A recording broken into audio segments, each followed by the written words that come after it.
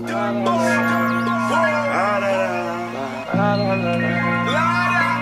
got to address this fat fuck nigga, Dr. Umoist Johnson. I'm too busy to follow you. People say, Doc, watch this 2-minute clip from Nasheed. I just saw the live stream. Level 1. I'm going to wait for your response, and I'm going to King Kong you the next time. Nigga, Umoist, your name is in my fucking mouth. Don't mention your name with me, dog. We not on the same level, fam. You know, this nigga's doing all that snipping and blinking if you put my name in your mouth. You exploiting people's thirst for knowledge, but that ain't none of my business. What you speaking on me for? You should say, I'm gonna get physical. Hello? Imaginary goons? Clown ass nigga. I get the plug, hit my niggas off, pop a pistol case. God Kill Life Production, hiphopIsreal.com. We back at it again on one of the most historical sites, you know. Brother Smalls has put me on, man. I was talking to one of the brothers I seen here earlier, telling me W.D. Du Bois, you know, some real big people have been out here before, you know what I'm saying? Yeah, Thurgood Marshall. Thurgood Marshall, Yeah. you know what I'm saying? Yeah. Madam C.J. Walker. Yes. Like, you know, we're sitting in a place where some history. Babe Ruth. Babe Ruth, Lena Horne. Yeah. You know, like, so, just the essence of that, you know what I'm saying, being here today, you know, there's a couple topics, of course, I wanted to talk about. Just, you know, how does it feel being, you know, in a building where some of these ancestors have passed? Do you still feel the energy? Do you still feel that, you know? It's, yeah, I do, especially different seasons. Because the dynamics, the structure has been here. So you can imagine the kind of conversations that took place, the meetings. One of Kennedy's speechwriters lived right here on the first floor. So it was just, President Kennedy's? Yeah, Wow. President Kennedy's, yeah. So it was, I can imagine. And then my 1 or 2 residents that grew up here, one is on my floor. She's in her early 70s. She was, I think, 4 when her family moved here. So she has in-depth detail of how those decades unfolded in this Sugar Hill area. So it's a beautiful thing to hear those who knew of a different time and a different era. So yeah, I think it's powerful. Real, man, you know, when you hear you, that means the ancestors are still here, still listening, Yes. still watching. Yes. And we live in a new age now, man, you know, because I'm sure when you look at it, you know, you see the development, just, you know, from the 90s to the 80s to the 70s, and every decade, things are changing and rapidly moving. You know what I'm saying? We're at the age of technology, robots, and transhumanism. You know, speaking of all that, I wanted to just bring it back to right now we're in a situation where black people are still not getting along sometimes. We're still fighting amongst each other. Now, more than ever, on social media, on the internet, and things like that. One of the biggest things, the topic we got to talk on is the things happening with Dr. Umar Johnson. Me being a student and just, you know, want to learn. And when I was introduced to Dr. Umar Johnson, you know, it was all about, you know, helping the children, learning about psychology. Exactly. And for me, what was so interesting with Dr. Umar was, I wanted to say, when I raise my kids, I want to make sure I don't have to give them vaccinations or certain things that they're not supposed to get. And he was one of the only people that really kind of like was certified to kind of speak on some of these things. And I've been to some of his lectures and some of his speaking engagements where I was wowed. I learned a lot of things and learned that we do have power. We don't have to just say yes to the school system and things like that. Recently, of course, everybody's seeing he's being stripped of some of his degrees and things like that. And one of the things that I find very, you know, hard to like see is because, you know, he's saying that, you know, his own people plotted to take him down. It's like, how did he get to this point, you know, without having these degrees and things like that, and to the point where people are attacking him? And we even have credible brothers who, you know, Tariq Nasheed, who's done certain things for the culture as well, going at him, and these guys are going back and forth. You know what I'm saying? People saying that Dr. Umar doesn't have these things. What's your thoughts on all of this, man? Because you know the infighting, everything, and just knowing yourself.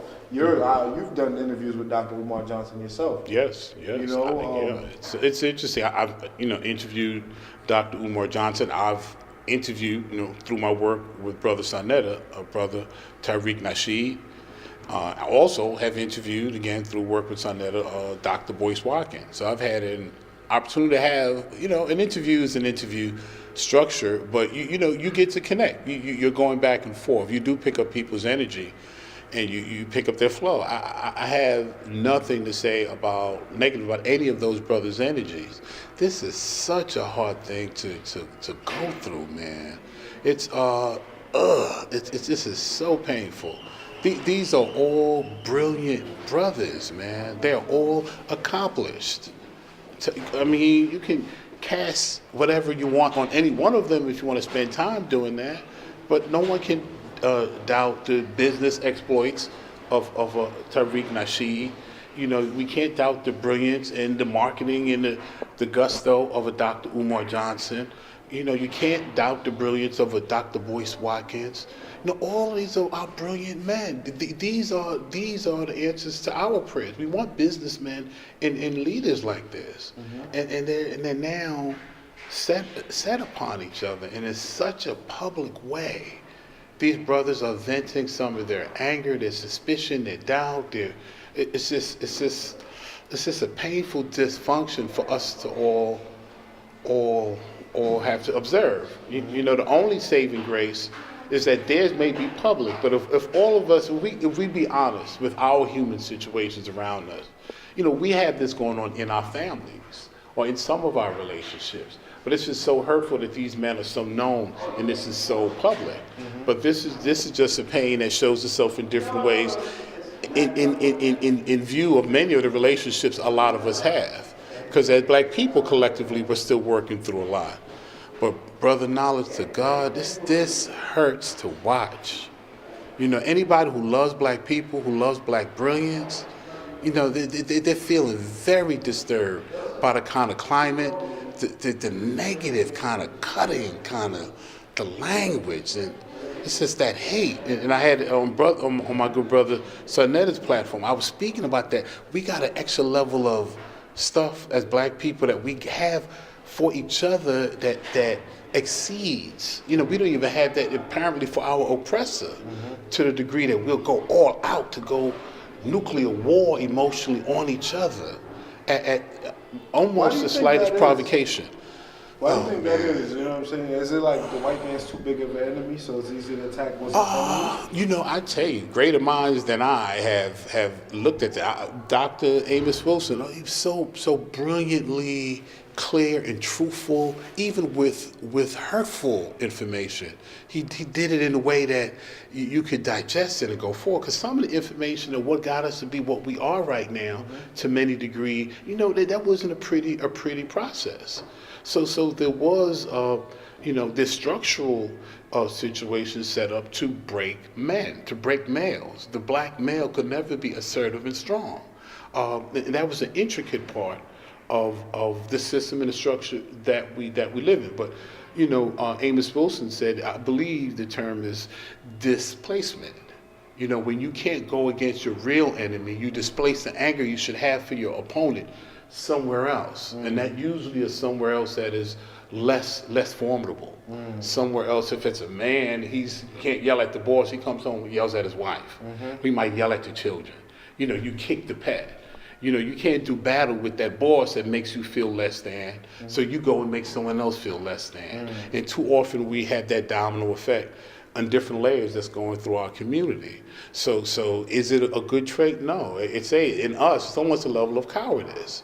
You don't go at your enemy like that. And I spoke about before, look at our homicide rates. Look at how quickly we go to, DEFCON 4 on each other. What did the brother do? He looked at you wrong, you felt disrespected. So you had to, now he has to die because your ego was so fragile. It's just something. I do the battle rap thing as well, of course. And recently, they're calling for restoring order in battle rap because it's getting out of control. Interesting. And even some of the bloggers who talk about the artist. They've been talking personally about their lives and things like that. And there was a situation where one of the bloggers, his personal situation got out, and one of the artists made fun of it, and he took it and went at it after the person's family, talking about his kids and wife and things like that. And it shows like kind of what you're saying. You know what? Since I can't attack whoever exposed whatever situation I had, I'm gonna attack whoever's making fun of it, and then I'm gonna say the worst, disgusting. I'll talk. He even spoke about someone's sister who passed away.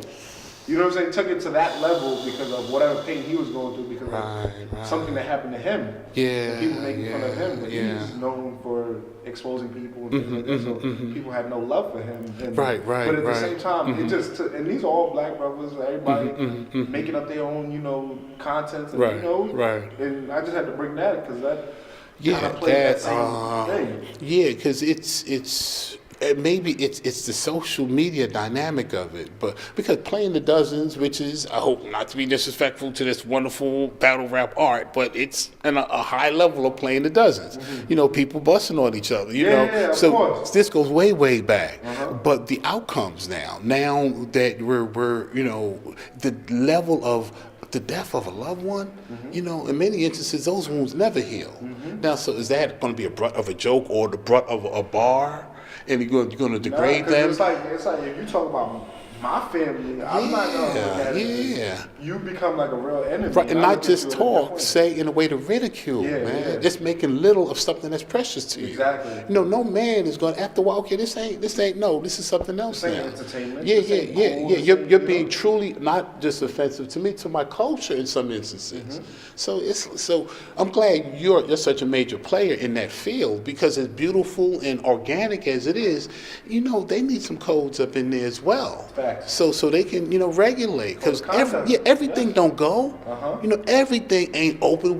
It's not that kind of party. Nope. So I'm glad. Now, who is guiding that to make sure that some clear instructions are given? Recently, I did an interview with one of the older guys who's in the culture, who's been in the game for 10, 15 years, and things like that. Older dude named Slave Seven, and we did an interview called "Restoring the Order," and saying you guys shouldn't be touching each other. People shouldn't be talking about just kind of like, okay, battle rap is an aggressive sport. When we sign a contract, it's for me and you to duel. It's like two boxes in the ring. But after that, we shake each other's hands. We wish you well. I hope you don't die. I hope because you know this is a dangerous sport. Sometimes it gets vicious, but at the end of the day, we're able to come together and, you know, take our problems out on the field. And then when we get off the field, everybody's good. But now it's getting to the point where it's getting out of control. Things are little, you know, there's low blows being thrown, elbows being thrown, things, penalties. You know what I'm saying? So I spoke to somebody, and my job, knowing that I'm in the position I'm in, is just to talk to people who could bring, give you the right information, give you things, you know, good code of conduct.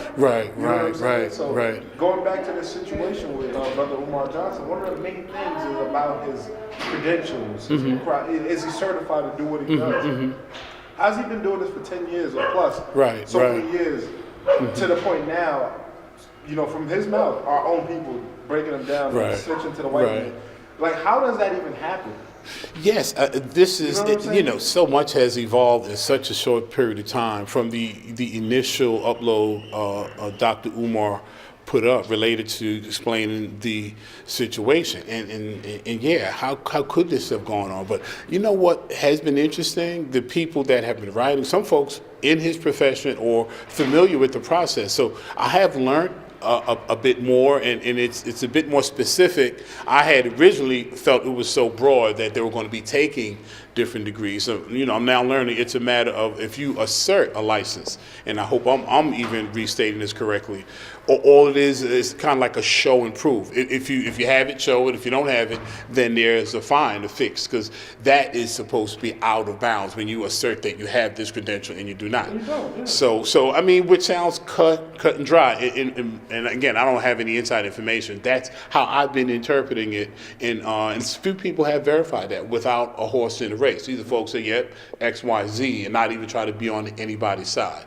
So I mean, that was one issue, and I think that was pretty much resolved. However the eighth goes, this brother's going to be our champion. Whatever they give him, take him. They can take him all, give 10 more. He's already shown himself as that. I just said right now in the climate, we're so distracted right now. We're so distracted by our egos and Like, our why we personal beefing about if stuff. Dr. Umar Johnson certified or not? Like, Well, that's it, but it's so much layers. but I'm just saying though, like that's the distraction to me. Like if he's been doing it for this year, it's like you've been working out for years. Somebody saying Umar's, her response, he don't really work out. He's not really about it. And you like, whoa, like, but that's how I'm looking at it from the outside looking in. You know what I'm saying? Right. So that's why I said, is that the distraction? The fact that we're just focused on him, something that people, that I'm sure from him saying that I've proved just many times that it could be. See, oh my goodness. So for us to even be talking about that, you know what I'm saying? Because that seems like the root of the problem. This is what's creating him to have to go to court,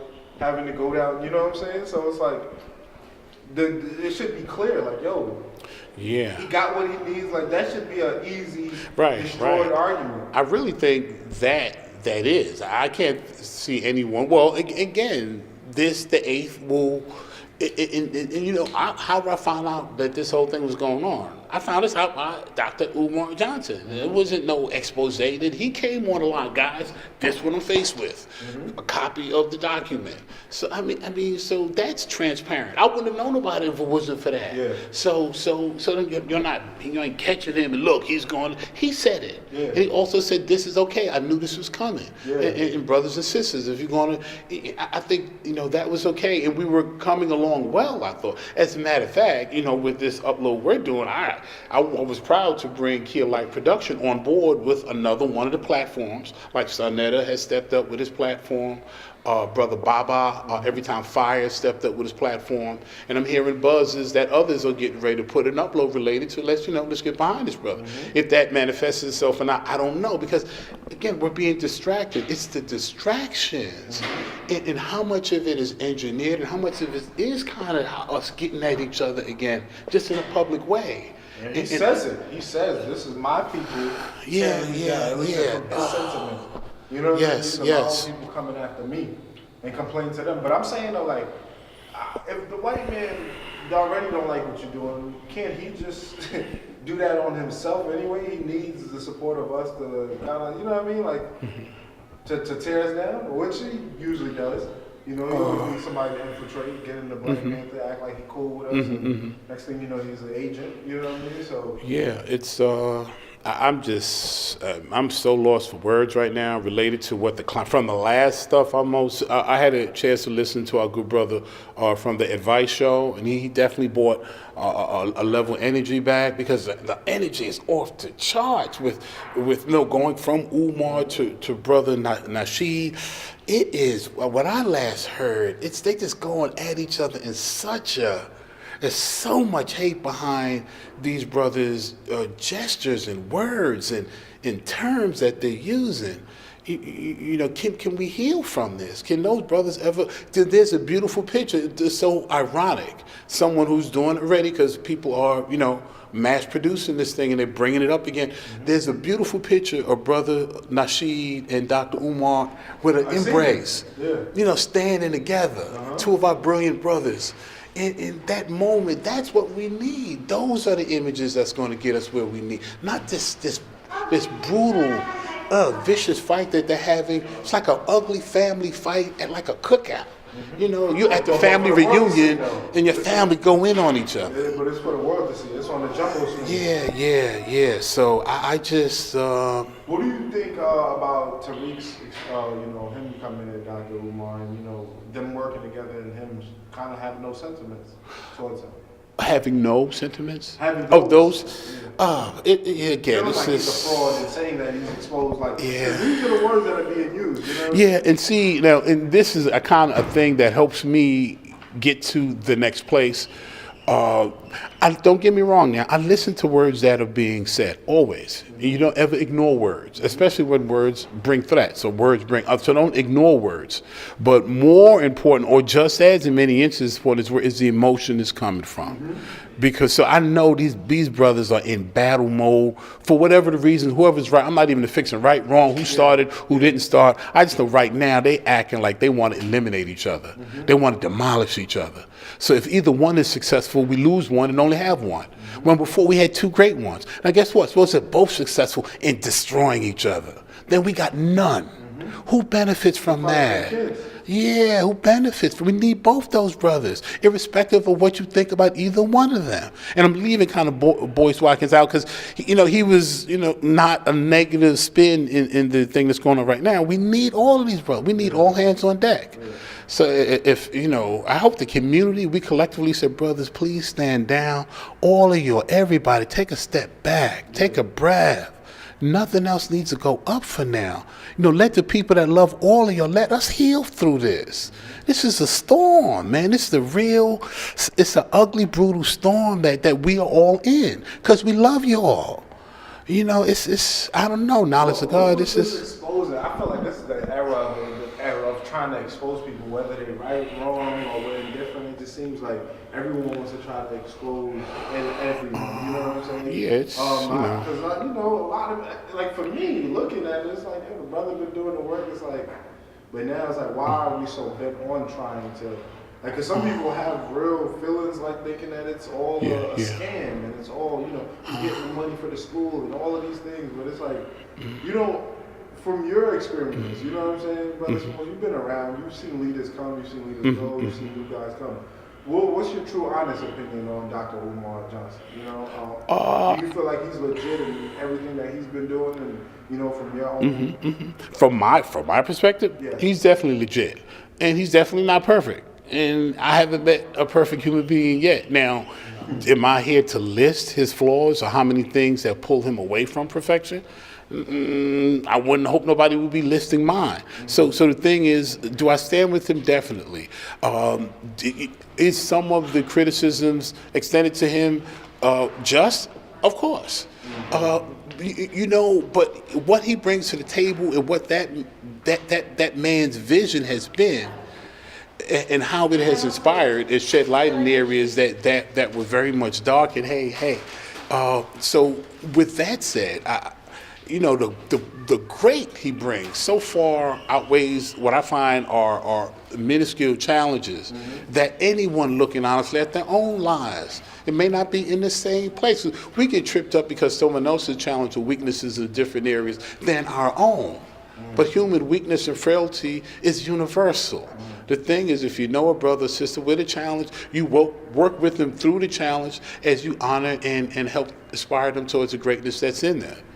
And so if that was the climate, man, but it's right now, I just, if everybody could take a breath and stand down, take a nice full breath, because it's stormy, man. It's really stormy in ways that it would just take us a while to recover from. And we're closing out 2017. Look where we are poised. We're stepping into another year. This thing's going to happen in 2018 that we need to be ready for. People are preparing, man. Folks are taking serious steps to make sure they are able to weather the storms that are coming. Whereas us as a people are too often being distracted from what our purpose, plans, and goals should be.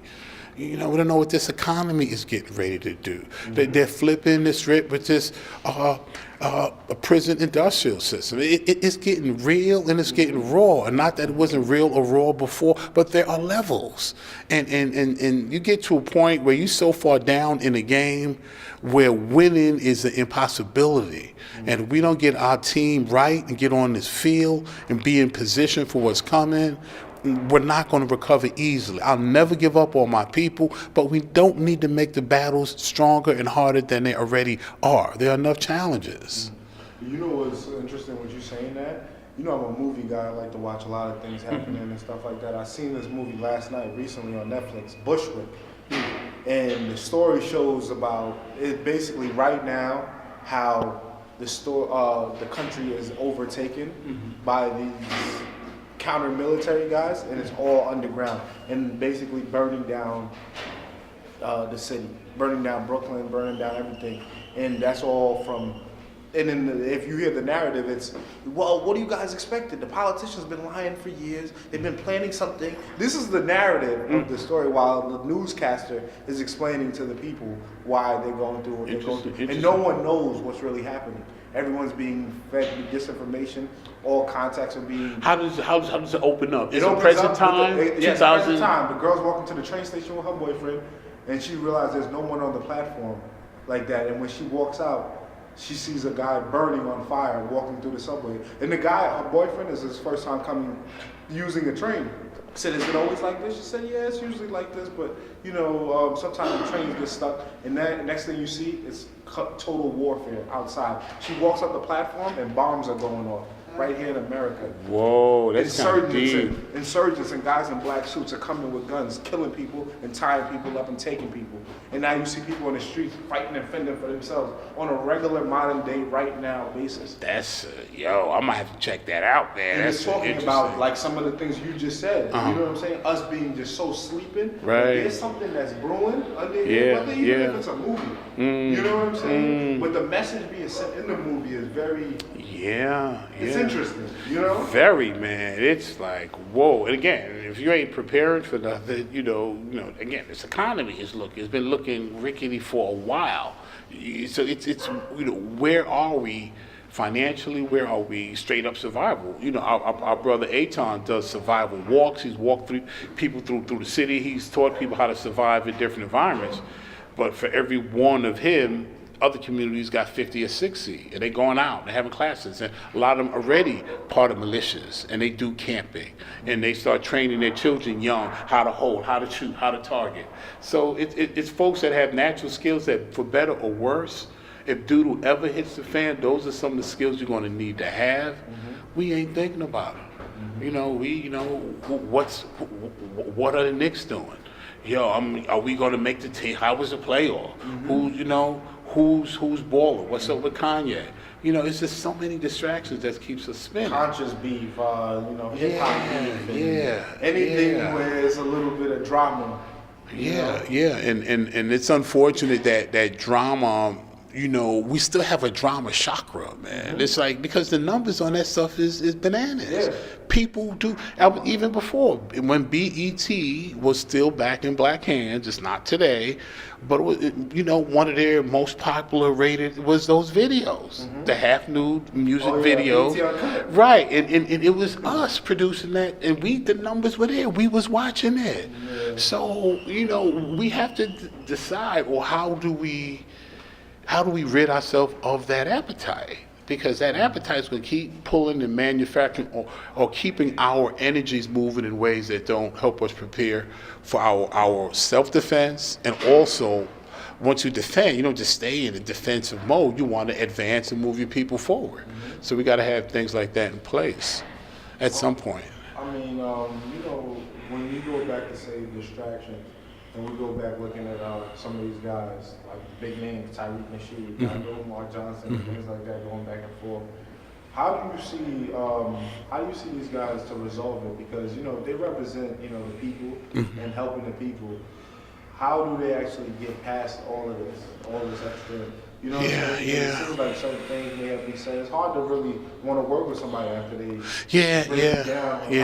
exactly. Especially when it comes to your livelihood. You know what I'm saying? Well, I tell you, that is so interesting about this social media stuff. We almost had that kind of play out. You know, there was this recent, I don't know what it's called, a double upload with Sanette and Poppy. Now, for anybody on social media know how that relationship was. It got so volatile. You set me up, you were this, you blah, blah, blah. And then these brothers sharing formats. When they put all of that aside and say, hey, guys, you know, let's help each other. But look at the full circle. You can go back to some of the darkest parts of their relationship where you would think these guys would have killed each other on sight. But they evolved past that to now they're working back together. Is this possible? Now, I would dare say, see, the thing is, the egos are bigger. You know, with our good Dr. Umar, with Tariq, Nasheed, you don't get to that level without an ego, man. That's believing in yourself. That's gambling on yourself and knowing you're going to come up right. So you got to have, so the egos are bigger. So with big egos, it's rough to get. Too. You got the I'm on his side. Yeah, it's like, here's the videos to expose him, and here's whatever, like that. It gets like that. To the point. The real rare ones that that really are destined to elevate to levels higher. They find that balance, and they can say, but it's rare because your ego, man. Then you get following. It's like the leader of a gang. You know, you got 1,000 men behind you. You got to make sure you demonstrate yourself yourself in a way that keeps their allegiance and their respect for you. So again, we're already dealing with male egos. It's testosterone on overdrive. So who wants to be the first to, brother, if I hurt you, let's get past this. Who's the real bigger man that could do that first? Or has that bridge been so damaged? Because again, really hurtful things are being said, man. This, you can be angry at your brother. Your brother gonna do stuff you don't like. Your brother gonna mess up your brother. But you can't hate your brother. You can be your brother. I don't even want to see you for a while. You know what? I'll get back to you on it. Go deal with it. But you got to find a way to get back to your brother. If not, we lost, man. We are all we got. We all we got. We need everybody. Let's get past some of that, brothers, please. My cousin Kevin, president of I Made This. He owns his own clothing line. He got a question. Introduce yourself. How's it going, Smalls, Brother Smalls, and Kevin? My question was, is there somebody in the community that both Tariq Nasheed and Brother Umar Johnson respects? Someone that could come between the situation, or is there a council of people that they could have a meeting of minds? Because like you said, we all need each other. We all need hands on deck. Is there someone who could prevent this from going any further, or stopping it where it's at, or coming to some type of conclusion? That is an excellent question. Yeah, I wouldn't even begin to think to speak for who both or either of them would respect. I wish there was a name. Minister Farrakhan is given a certain amount of respect, and maybe if this gets to his ears, I'm sure he's a brother that they both would receive his call, and even his guidance and instruction. Maybe they both have one or two other in common. If you out there and you know that you have that kind of relationship with one or both of them, this is your time to act, because it's really at a place where we got to step back from this. We threatening each other's well-being. We calling each other, no, not our brothers that are our intellectuals, not our brothers that have opened so many minds.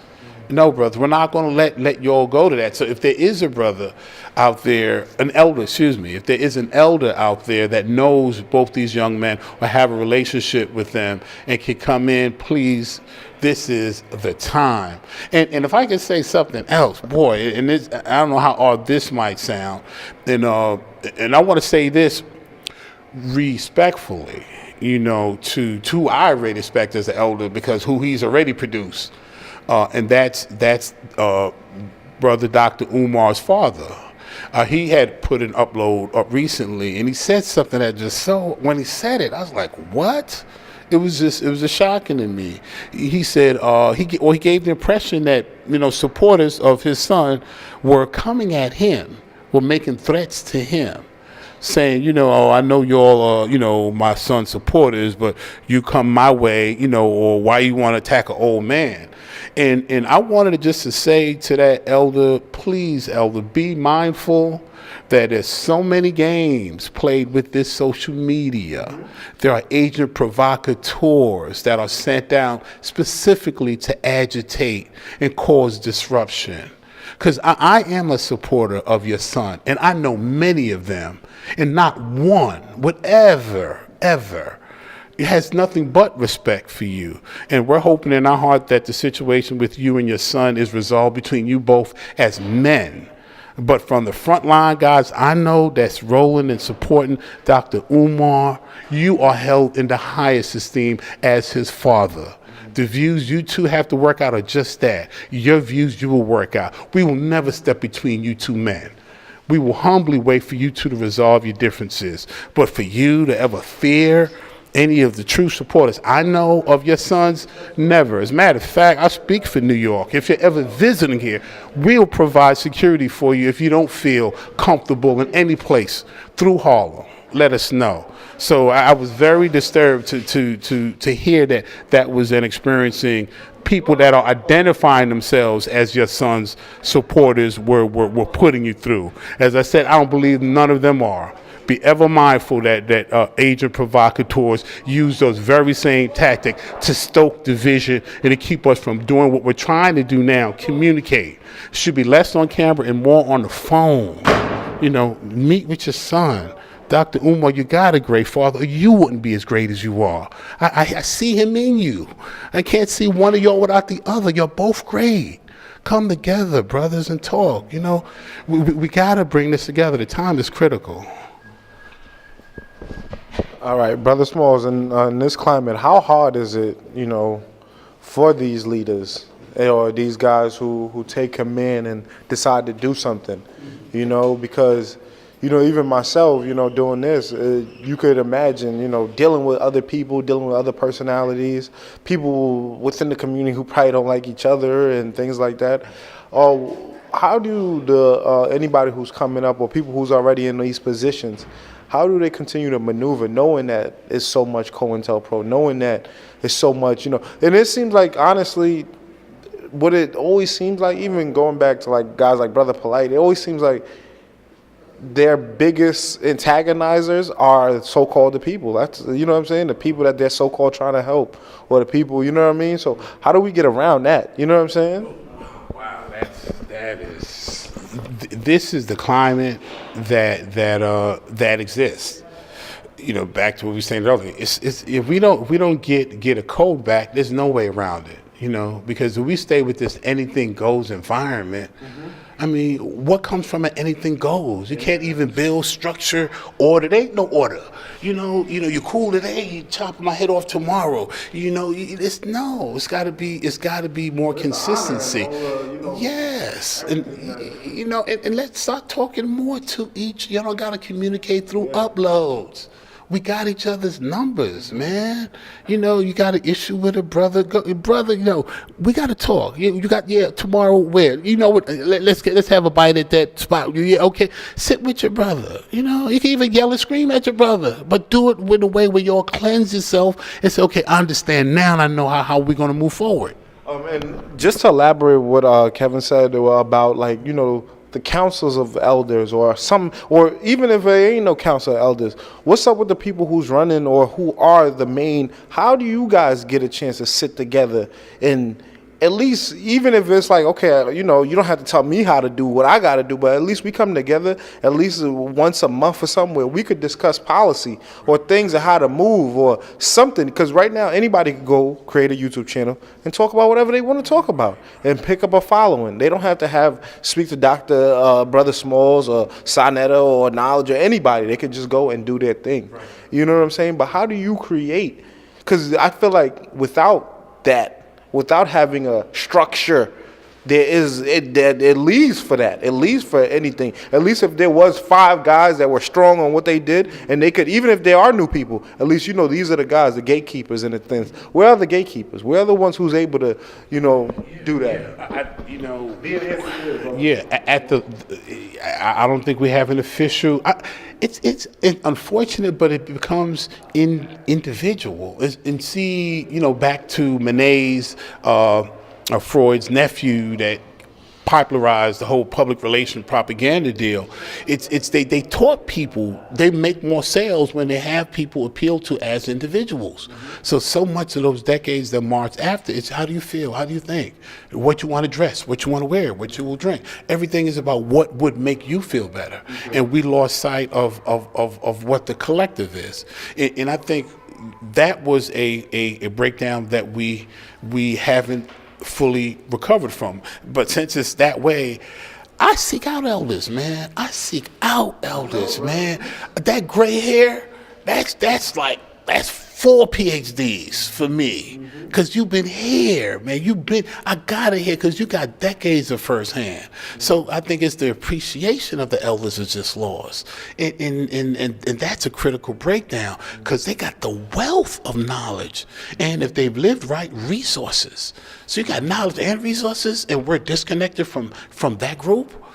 So That's the realest.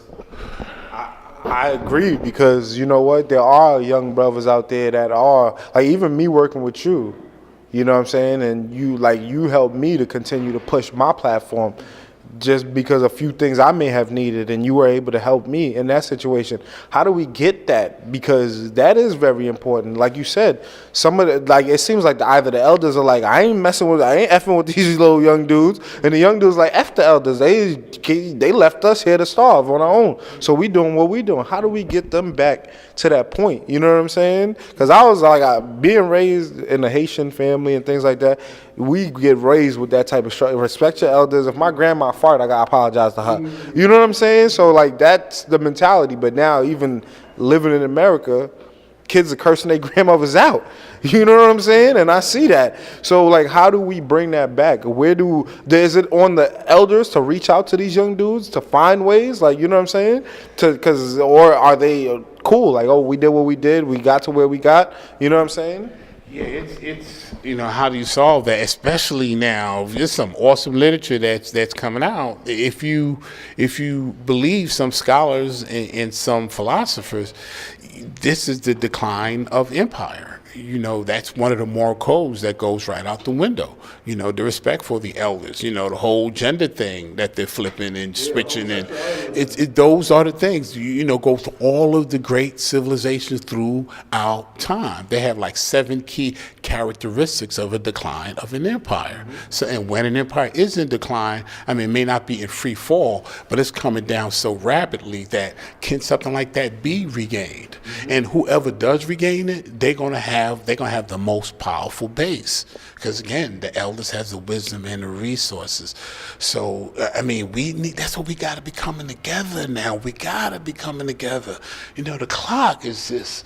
We're already in overtime. It's like, if we don't get it on this run, genocide is real. I mean, this land, that America, this is all. I mean, it's natives. There's a whole different people that was here when they first encountered Europeans in the 13 colonies and so on and so forth. And we just had Thanksgiving. Thanks for what? Happening in Libya now. Right now, exactly. Don't even have to go back in time. So it's so if you don't move and have your collective and have your people and your people's nation strong, you cannot be here or be reduced to such a weakened state.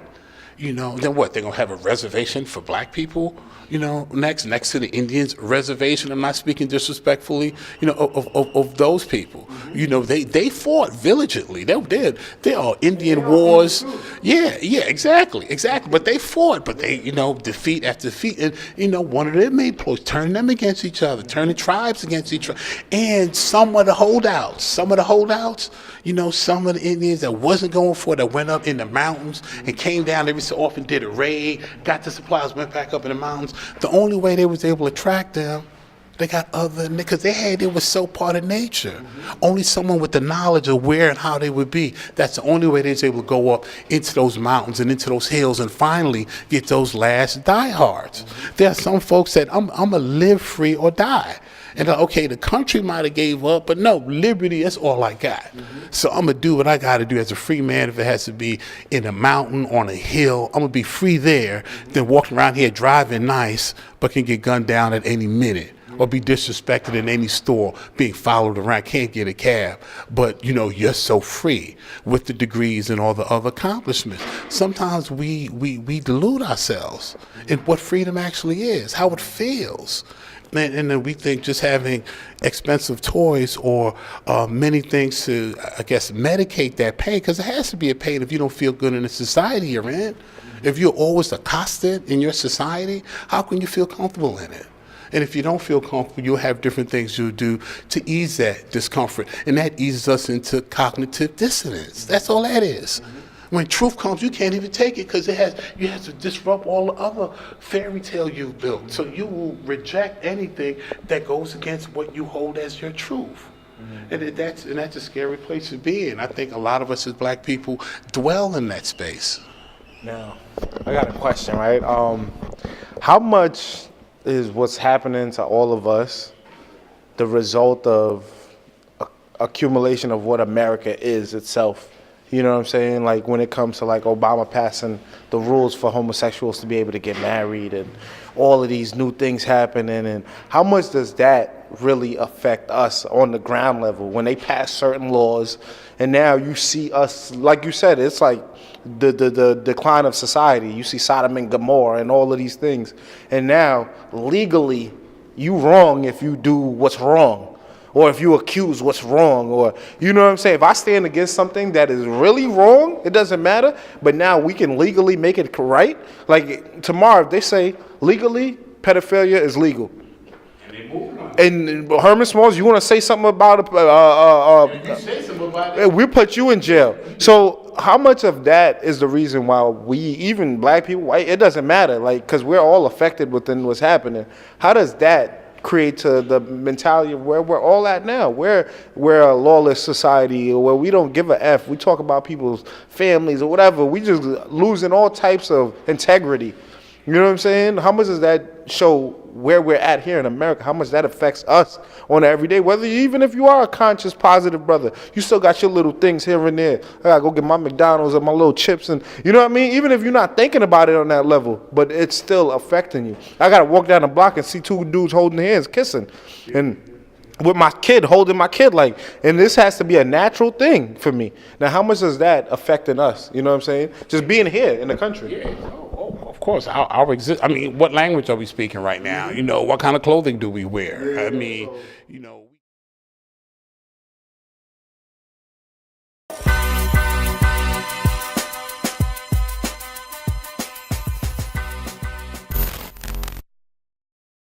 All my wrists is frogs. All my